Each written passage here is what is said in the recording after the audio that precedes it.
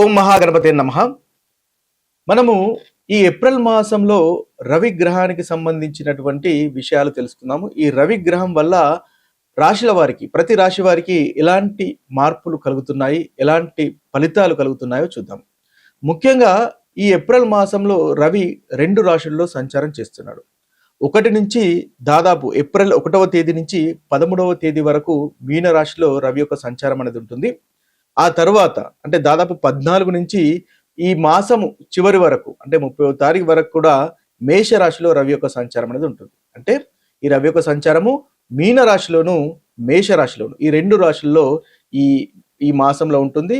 ఈ రాశి ఈ యొక్క సంచారాన్ని ఆధారంగా చేసుకొని మనము అన్ని రాశుల వారికి ఎలాంటి ఫలితాలు కలుగుతున్నాయి, ఎలాంటి అనుకూలత ప్రతికూలత ఫలితాలు కలుగుతున్నాయో చూద్దాము. మిథున రాశి వారికి ఏప్రిల్ మాసంలో ఉన్నటువంటి ఫలితాలు, రవిగ్రహం వల్ల కలుగుతున్న ఫలితాలు కనుక మనం చూసినట్టయితే, ఈ మిథున రాశి వారికి రవిగ్రహం వల్ల చాలా చక్కటి అనుకూలమైనటువంటి ఫలితాలే ఈ మాసం మొత్తము కలుగుతున్నాయి.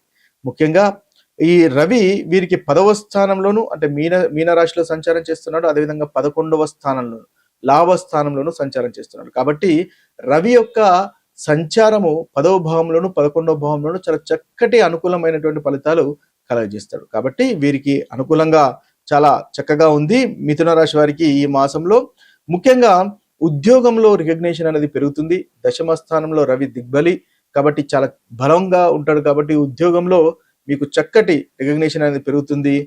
మీ పై అధికారుల నుంచి అప్రిషియేషన్స్, పొగడ్తలు, మీరు చేసినటువంటి పనికి రికగ్నిషన్ పొందేటటువంటి అవకాశాలు కూడా కనిపిస్తున్నాయి. చక్కటి ప్రమోషన్లు కానీ, కొత్త బాధ్యతలు కానీ, కొత్త ఏదైనా పనిని చేపట్టేటటువంటి అవకాశాలు కూడా మనకి మిథున రాశి వారికి ఈ మాసంలో మనకు కనిపిస్తుంది. ముఖ్యంగా గౌరవం అనేది పెరుగుతుంది, సోషల్ స్టేటస్ అనేది పెరుగుతుంది. మీ యొక్క మాటకు విలువ అనేది కూడా మిథున రాశి వారికి ఈ మాసంలో పెరుగుతుంది. ముఖ్యంగా శాలరీకి సంబంధించినటువంటి విషయాలు, డబ్బుకు సంబంధించినటువంటి విషయాల్లో మార్పులు చేర్పులు అనేది కూడా వస్తాయి. ఇన్సెంటివ్స్ రావచ్చు, బోనస్లు వచ్చేటటువంటి అవకాశాలు కూడా కనిపిస్తున్నాయి. ఇన్కమ్కి సంబంధించినటువంటి విషయాల్లో చక్కటి ఫలితాలు ఉంటాయి. ధైర్యంగా ముందుకు వెళ్తారు. మంచి కమ్యూనికేషన్స్తో మీరు కావాలనుకున్నటువంటి ధనలాభం అనేది పొందగలుగుతారు. డిసిషన్స్ కూడా మీరు తీసుకునేటటువంటి డిసిషన్స్ కూడా చాలా చక్కగా క్లియర్గా ఉంటాయి. క్లారిటీ అనేది ఉంటుంది. తద్వారా మంచి చక్కటి ఫలితాలు ఈ మిథున రాశి వారు ఈ మాసంలో పొందగలుగుతారు. ఓవరాల్గా చూసినట్టయితే మీకు 10వ స్థానంలోను అదేవిధంగా లాభస్థానంలోను 10వ స్థానంలోను 11వ స్థానంలోను రవి యొక్క సంచారం అనేది ఉంటుంది. కాబట్టి ఈ 2 సంచారాల్లోనూ చాలా చక్కటి అనుకూలమైనటువంటి ఫలితాలే మిథున రాశి వారికి ఈ మాసంలో కలుగుతున్నాయి. గ్రహాల్లోకెల్లా సూర్యుడు చాలా ముఖ్యమైనటువంటి గ్రహము. జ్యోతిష శాస్త్రరీత్యా సూర్యునికి చాలా అధికమైనటువంటి ప్రాధాన్యత ఇవ్వడం అనేది జరిగింది. అయితే ఈ సూర్యుడు మనకు చాలా విషయాలకు కారకత్వం వహిస్తాడు. ముఖ్యంగా ఆత్మకు అంటే సెల్ఫ్కు సంబంధించినటువంటి విషయాల్లో సూర్యుడు కారకత్వం వహిస్తాడు. అదేవిధంగా ఆత్మవిశ్వాసం, కాన్ఫిడెన్స్కు సంబంధించినటువంటి విషయాల్లో కూడా సూర్యుడు ప్రాతినిధ్యం వహిస్తాడు. ఒక వ్యక్తికి కాన్ఫిడెన్స్ లోపించింది అంటే ఆత్మవిశ్వాసం తగ్గుతుంది అంటే అర్థము సూర్యగ్రహం యొక్క పరిస్థితి అంటే ఆ ప్లేస్మెంట్ అనేది ఆ జాతకంలో అంతగా అనుకూలంగా లేదు అని మనం గ్రహించాలి. అయితే అదే కాకుండా సూర్యుడు మనకు తండ్రికి సంబంధించినటువంటి విషయాల్లో కూడా ప్రాతినిధ్యం వహిస్తాడు.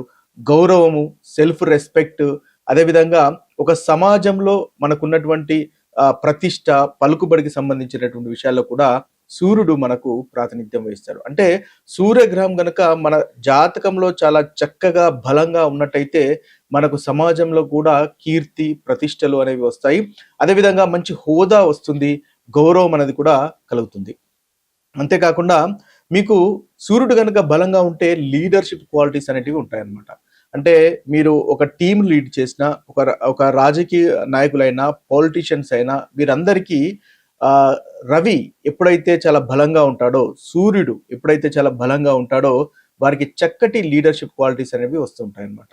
అయితే ఎప్పుడైతే సూర్యుడు అంతగా అనుకూలంగా లేనట్టయితే ఏదైతే మనం ఇప్పుడు కారకత్వాలు చెప్పుకున్నామో ఆ కారకత్వాల్లో లోపం అనేది ఉంటుంది. అదేవిధంగా సూర్యుడు వీక్గా ఉన్నట్టయితే వీరికి ఈగో ప్రాబ్లమ్స్ కూడా ఎక్కువగా ఉంటాయి. అంటే ఈగోయిస్టిక్గా ఉండడము, ఆత్మవిశ్వాసం వేరు, ఆ ఆత్మవిశ్వాసంతో ఇంకా ఈగో అనేది వేరు. అయితే ఈ ఈగో అనేది ఒకవేళ సూర్యుడు గనక బలహీనంగా మీ జాతకంలో ఉన్నట్టయితే, ఎవరి జాతకంలోనైనా గనక ఉన్నట్టయితే వారికి ఈగో అనేది ఎక్కువగా ఉంటుంది. తద్వారా ప్రాబ్లమ్స్ ఎదుర్కొనేటటువంటి అవకాశాలు అధికంగా కనిపిస్తాయి. అంతేకాకుండా సమాజంలో రెస్పెక్ట్ అనేది కూడా వారికి తగ్గుతుంది. తండ్రికి సంబంధించినటువంటి విషయాల్లో ఇబ్బంది ఉంటుంది. రవి ఆరోగ్యానికి సంబంధించినటువంటి కారకత్వం కూడా వహిస్తాడు. కాబట్టి ఆరోగ్యానికి సంబంధించినటువంటి విషయాల్లో కూడా చాలా ఇబ్బందికరమైనటువంటి పరిస్థితులు ఉంటాయి.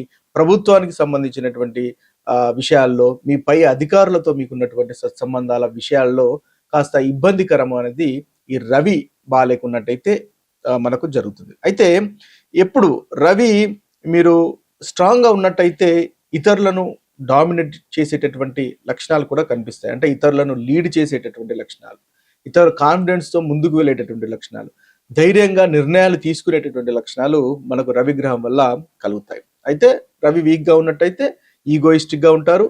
కోపం అనేది అధికంగా రావడము, అంతేకాకుండా ఈ అథారిటీకి సంబంధించినటువంటి ఇష్యూస్, పై అధికారులతో ఇబ్బందులు, ఇవన్నీ కూడా మనకు రవి గ్రహము వీక్ గా ఉండడం వల్ల వస్తాయి. అయితే ఒకవేళ మీకు వీక్ గా ఉన్నట్టయితే ఎలాంటి పరిహారాలు చేసుకోవాలి, లేదా ఒకవేళ మీకు స్ట్రాంగ్ గా ఉన్నట్టయితే ఇంకా మంచి ఫలితాలు కలగడానికి ఎలాంటి పరిహారాలు చేసుకోవాలి అనే గనక మనం ఒకసారి గమనించినట్టయితే, రవికి ముఖ్యంగా సూర్యోదయంలో సూర్య ఆరాధన అనేది చాలా ముఖ్యం. అంటే మీరు సూర్యుని గనక ఉదయం ఆరాధించినట్టయితే చక్కటి పరిస్థితులు మీకు నెలకొంటాయి. అదేవిధంగా ఆత్మవిశ్వాసం పెరుగుతుంది. మీరు అనుకున్నటువంటి పనులు సాధించగలుగుతారు. ముఖ్యంగా ఓం సూర్యాయ నమః అనేటటువంటి మంత్రాన్ని ఎవరికైతే రవి బాలేడో మీ యొక్క జాతకంలో వారు రోజుకు 11 సార్లు కానీ లేదా 21 సార్లు కానీ జపించినట్టయితే మీకు రవికి సంబంధించినటువంటి అనుగ్రహం అనేది పెరుగుతుంది. తద్వారా చాలా చక్కటి ఫలితాలు మీకు కలుగుతాయి. అదేవిధంగా సూర్య నమస్కారాలు కూడా చేయడం వల్ల యోగాలో ఒక భాగం. సూర్య నమస్కారాలు కూడా చేయడం వల్ల మీకు సూర్యుని వల్ల ఏదైతే సూర్యుడు బాగాలేకపోతే కలిగేటటువంటి అనారోగ్యాలు కూడా తొలగిపోయి చక్కటి ఆరోగ్యం కూడా కలుగుతుంది. సూర్య నమస్కారాలు కూడా మీకు కాన్ఫిడెన్స్ అనేవి ఇంప్రూవ్ చేస్తాయి. తద్వారా చక్కటి ఫలితాలు అనేవి కలుగుతాయి. సొసైటీలో రెస్పెక్ట్ కానీ, అదేవిధంగా అధికారుల మధ్య సత్సంబంధాలు కానీ నెలకొనేటటువంటి అవకాశాలు మనకు అధికంగా ఉంటాయి. అదేవిధంగా తల్లిదండ్రులను గౌరవించడం కూడా సూర్యునికి సంబంధించినటువంటి ఒక పరిహారంగా మనం చెప్పవచ్చు. ముఖ్యంగా తండ్రిని గౌరవించినట్టయితే లేదా పెద్దలను తండ్రి సమానంలో కనుక గౌరవించినట్టయితే సూర్యునికి సంబంధించినటువంటి చక్కటి పరిహారంగా కూడా మనకు ఉపయోగపడుతుంది.